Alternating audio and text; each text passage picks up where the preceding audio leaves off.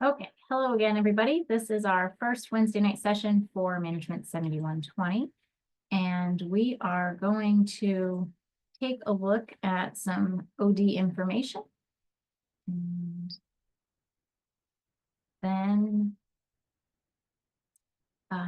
this information will be posted. Obviously, if you're watching this, you probably already know that though. And each week I will post something on Thursdays so that you'll have this extra information. This is totally optional. You do not have to look at any of this, but you may find some of it helpful. So, all right, here we go. Management 7120. So this is just kind of a refresher of where you've come from and where you are. So you're in your 10th course right now, which is Advanced Strategies in OD. So you are, a little more than halfway through your program. And I have this up here for a reason, which I'll get to in 1 minute, but these three courses, 7120, 8120, and 9120, kind of go hand in hand in terms of the structure of the content, etc. But you can see we have OD, then disruption and change, and then managing large scale transformation. So a lot of change here. And then these little asterisks mean that they're outcomes collection courses, nothing, they don't mean anything about in terms of the content there. But if we look through this, so I thought it was important to kind of see where you've come from and then what you have left in front of you. But I wanted to look specifically at the titles. So some of them, you can see you have organizational behavior, which we were together for last year. Then you had innovation and change. And for some of you, it may have been in a different order, but contemporary leadership issues, organizational development, disruption and change, and large-scale transformation. So those are the ones I'm pulling out because you can see there's a lot of leadership, OB, OD, and change. And so you're going to be hearing about these topics, obviously in multiple courses. And sometimes it gets confusing. What's the difference? OB, OD, leadership, some of the words are the same, some of the theories are the same. So what is it that we're looking at? So that's where we're going to go tonight for this. All right, so this slide I actually stole from my OB course, so you may have seen it before, but what is organizational behavior? So I'm not going to read all of these word for word again. The slides will be posted as well, so you can go through those if you'd like. And I took these from the books that you have either used or are using now. So OB is looking at the people part, right? So individuals, groups, or the entire organization. And this is really where we're looking at organizational effectiveness through the humans, whether it's a single, a group, or everybody together. And this is where, culture lives with organizational behavior. This is the people part of the organization. Leadership. So I think we all understand the leadership role in an organization, but it gets a little confusing sometimes because if you look up leadership theories and you look up organizational behavioral models, theories, whatever, you see a lot of the same things, right? Like the custodial model and things like that. It's because there is a lot of overlap in these two areas. And obviously leadership is a people category, right? So it's part of organizational behavior in terms of kind of its function, but it is its own field. So you will definitely see a lot of overlap there.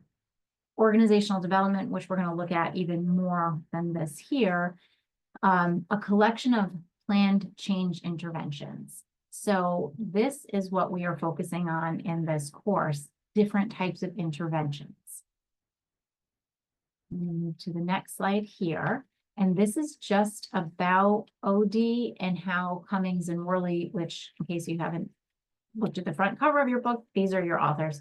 So how they describe it, interpret it, and you can see here it's a system-wide application and transfer of behavioral science knowledge to the planned development, improvement, and reinforcement of the strategies, structures, and processes that lead to organization effectiveness.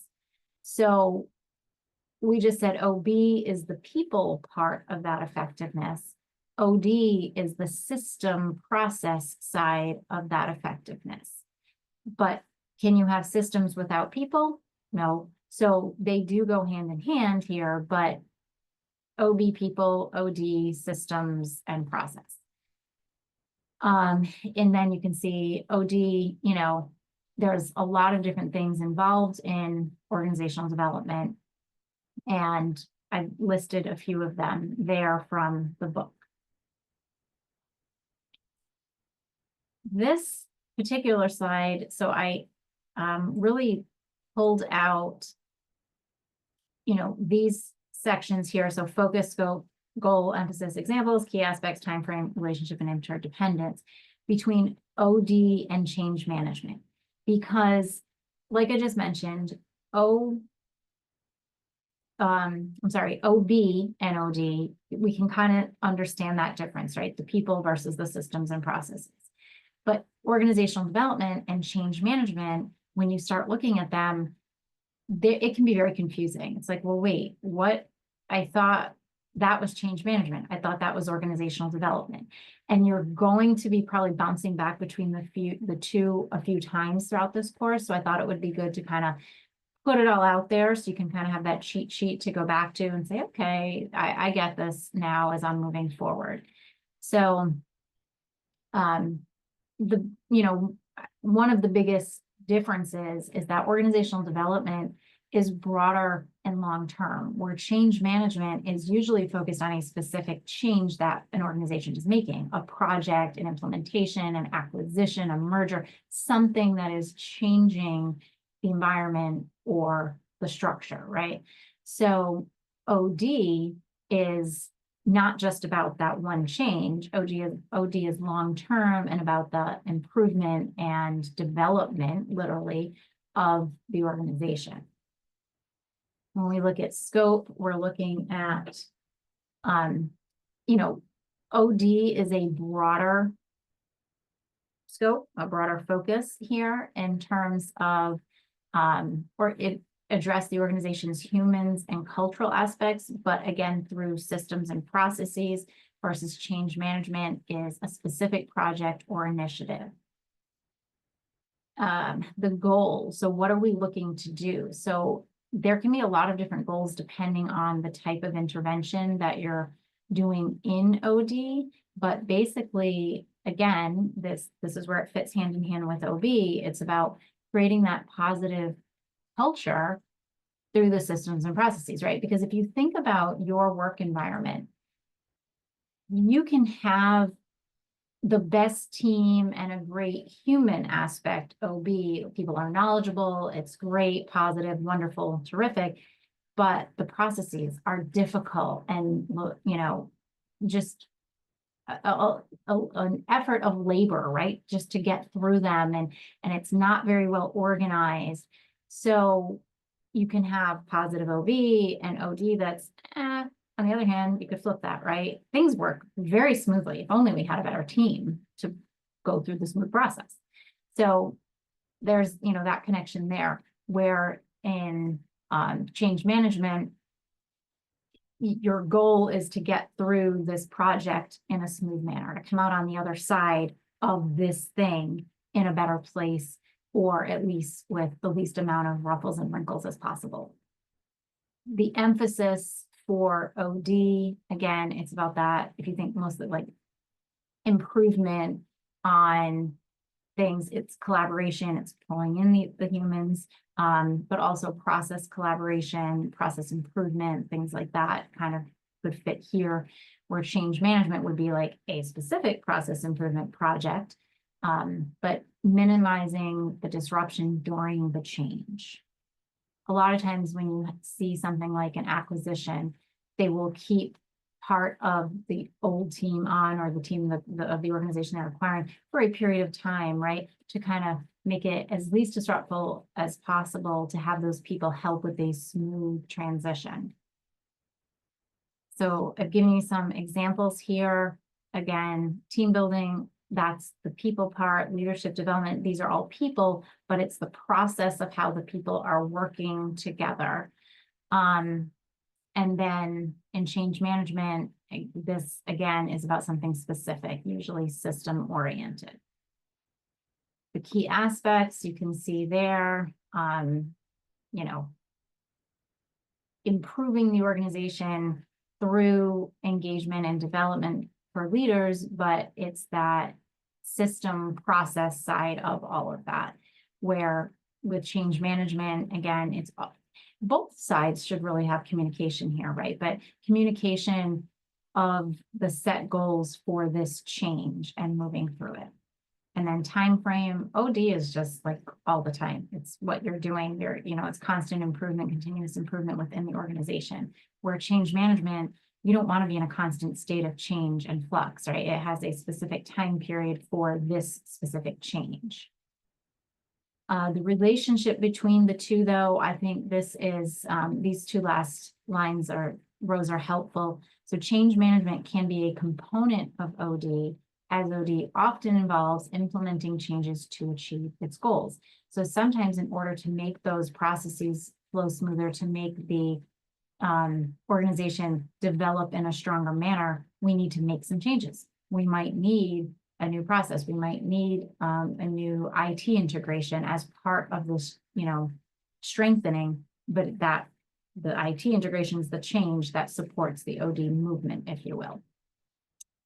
That becomes very important in our course, because as you move through kind of the threaded project assignment of the term, you will see that we ask you to stay away from change management specifically.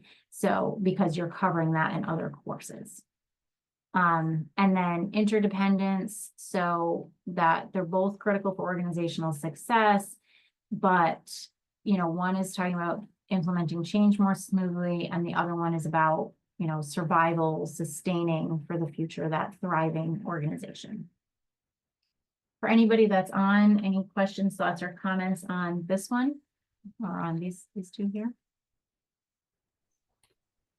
Dr. B, that is the question I came in with. And so thank you so much for answering it. I'll be completely open with you. Not that I really understand that there is a clear line between those two. So I assume it's okay if we step into this trap once or twice during this course and just hope for a guidance. Yes. And I think as you go through, like I said, you're going to bounce that question around a few times, and that's totally normal and totally okay. But as you start to really get into the types of interventions, the line may never be completely clear, because let's face it, when we're doing these within an organization, we need the OB, the OD, and the change all at the same time. So there may never be a clear-cut line, but for theoretical purposes, this is kind of where they both sit. Thank you. All right, I'm going to move on to the end here. If anybody who's watching this has any questions, please feel free to connect with me. But I'm going to just stop this for a second. Does anybody else, that was a great question that Victor asked. Does anybody else have any questions that might also help the viewers at home? Just a quick question, Dr. B. In terms of a traditional view versus a contemporary view of organization development or organizational behavior, it is structurally it's somewhat, there's a couple of lines that cross, as you mentioned, but in terms of our experience, because you stress that, is to apply our current work experience. To what extent are you looking for content, like what we're experiencing, what are our views? Could you just help us with that in terms of how do we apply our life experiences to the actual concepts? Sure. So I have our syllabus in front of me here. I know in week 1, and then in week 1, and then there are some other weeks where you have reflections. And the reflections are definitely pulling in your industry experience. In the discussions, you're doing that as well. When you're looking at the actual kind of the research paper as it's listed on your syllabus, when you're looking at that, this can be in an organization, it should be with an organization in mind that you have some affiliation with. It can be where, you know, your place of employment. And so you're going to be building an intervention based on what you think the needs are, and then what you're learning in this course in terms of which intervention might fit best with or for those needs. Does that help? I think as you go through, you'll start to see, but I am always about whenever you can weave in something that's related to your professional world, then you should.